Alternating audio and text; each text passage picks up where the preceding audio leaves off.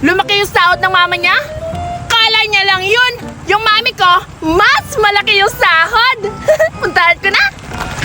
Sabi ko tayo ka Duray, no? Oo nga, Julian. Julian, Duray! Oy, Buraday! Hala, Duray, may dala siya mga pagkain. Oo nga, ang dami-dami. Oops!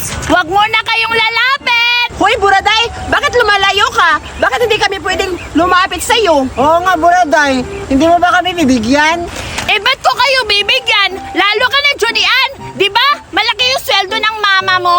Oo nga, Buraday, malaki yung sahod ng mama ko dahil sa pagbabago ng Pilipinas ngayon. Uy, Julian, buti ka pa. Yung mama mo, ang lalaki ng sahod.